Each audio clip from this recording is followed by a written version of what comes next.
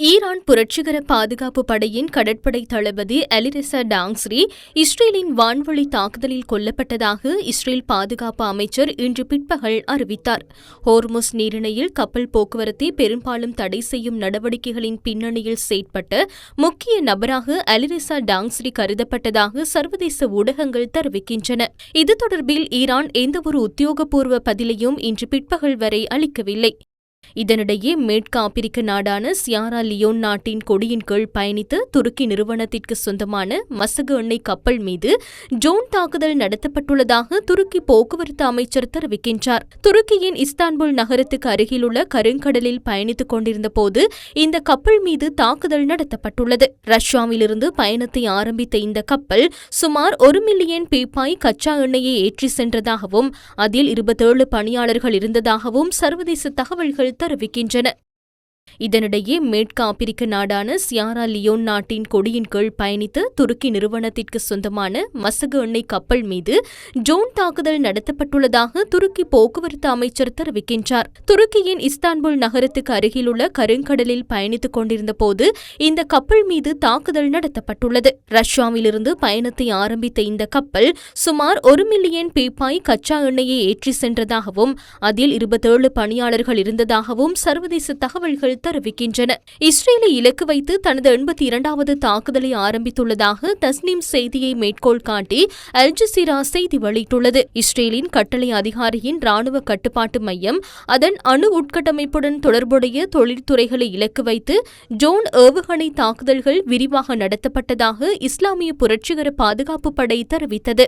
இதனிடையே மத்திய கிழக்கு நாடுகளான ஐக்கிய அரபு ராச்சியம், சவுதி அரேபியா, குவைத் மற்றும் பஹ்ரைன் ஆகிய நாடுகளை இலக்கு வைத்து ஈரான் இன்று பிற்பகல் வரை தாக்குதல் நடத்தியுள்ளது. இந்த தாக்குதல்களில் அபுதாபியில் 2 உயிரிழந்ததாக சர்வதேச ஊடகங்கள் தெரிவிக்கின்றன. இதனிடையே சுமார் 1 மாத காலமாக நீடிக்கும் மத்திய கிழக்கின் போர் நிலைமையினை நிறைவுக்கு கொண்டுவரும் நோக்கில் கடந்த திங்கட்கிழமை ஜனாதிபதி டிரம்ப் துரும்பினை வழங்கியிருந்தார். ஈரான் மீதான தாக்குதல்களை 5 நாட்களுக்கு நிறுத்தி வைத்துவிட்டு தாம் பேச்சுவார்த்தைகளை முன்னெடுப்பதாக அவர் தெரிவித்தார். எனினும் டிரம்பின் பேச்சுவார்த்தைகள் தொடர்பான அறிக்கைகளை ஈரான் பல சந்தர்ப்பங்களில் நிராகரித்தது. எவ்வாறாயினும் தொடர்ந்தும் பேச்சுவார்த்தைகள் நடத்தப்படுவதாக ஜனாதிபதி டிரம்ப் மீண்டும் வலியுறுத்தினார். இது தொடர்பில் வெள்ளை மாளிகையும் இன்று பதிலளித்தது. பல நாட்களாக நீடிக்கும் யுத்தத்தை முடிவுக்கு கொண்டு வருவதே அமெரிக்க ஜனாதிபதி டொனால்ட் டிரம்பின் நிலைப்பாடு. அவர் தற்போது அமைதியை மாத்திரமே விரும்புகின்றார். எனினும் ஈரான் நாளாந்தம் எடுக்கும் தீர்மானங்களால் அமைதி பேச்சுவார்த்தைக்கான வாய்ப்பு அற்றுப்போகிறது. 5 நாட்கள் தாக்குதல் நடத்தப்படாது என அமெரிக்க ஜனாதிபதி டொனால்ட் டிரம்ப் அறிவித்துள்ளார். அவர்கள் அதற்கு இணக்கம் தெரிவிக்கவில்லை என்பதை அவதானிக்க முடிகிறது. மேலதிக மரணங்கள் எமக்கு தேவையில்லை. இதனை ஈரான் விளங்கிக் கொள்ளும் என நினைக்கிறோம். டிரம்பின் பதில்: அமெரிக்காவுடன் பேச்சுவார்த்தை நடத்துவதை ஏற்றுக்கொள்ள ஈரான் அதிகாரிகள் அஞ்சுவதாக ஜனாதிபதி டொனால்ட் டிரம்ப் தெரிவிக்கின்றார். அவர்கள் தொடர்ந்தும் எம்முடன் கலந்துரையாடி வருகின்றனர். அமைதிக்கான ஒப்பந்தம் ஒன்றை ஏற்படுத்துவதற்கான விருப்பம் அவர்களிடம் இருக்கிறது. எனினும் அதனை பகிரங்கமாக அறிவிப்பதற்கு அவர்கள் அஞ்சுகின்றனர். பகிரங்கமாக அறிவித்தால் தமது நாட்டு மக்களை தம்மை கொலை செய்து விடுவார்கள் என்ற அச்சம் அவர்களை தொற்றியுள்ளது. இதேவேளை எம்மை எதிர்கொள்வதற்கும் அவர்கள் அச்சத்துடன் இருக்கின்றனர். தற்போது உலகில் எந்த நாட்டின் தலைவரும் ஈரானின் தலைவராக மாறும் ஆசையில் இருக்க மாட்டார். அந்த அளவுக்கு அந்த பதவி மிகவும் ஆபத்தாக மாறியுள்ளது. நானும் அந்த பதவியை ஏற்க மாட்டேன். அவர்கள் கூறும் சில விடயங்களை எம்மால் செவிமடிக்க முடிகிறது. எனினும் இந்த பதவி வேண்டாம் என அவர்கள் கூறுகின்றனர்.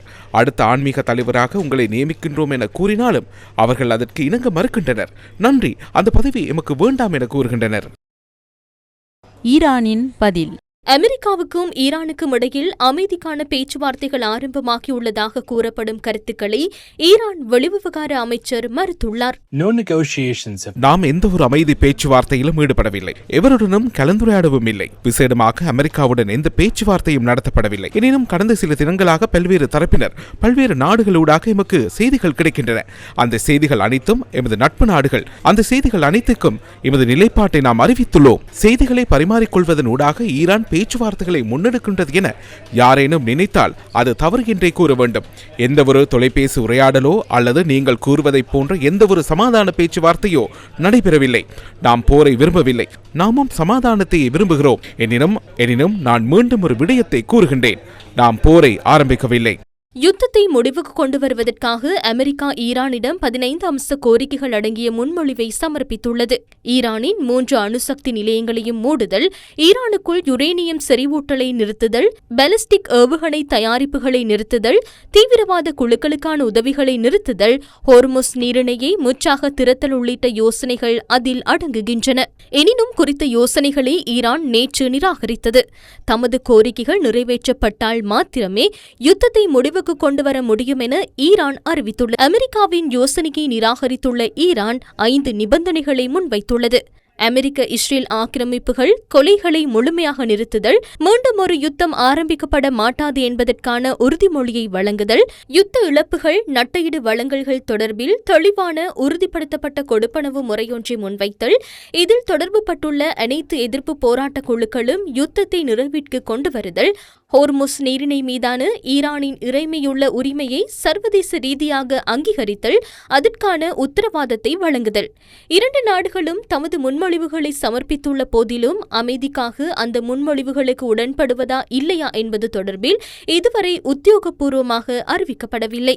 2 நாடுகளும் தமது முன்மொழிவுகளை சமர்ப்பித்துள்ள போதிலும் அமைதிக்காக அந்த முன்மொழிவுகளுக்கு உடன்படுவதா இல்லையா என்பது தொடர்பில் இதுவரை உத்தியோகபூர்வமாக அறிவிக்கப்படவில்லை.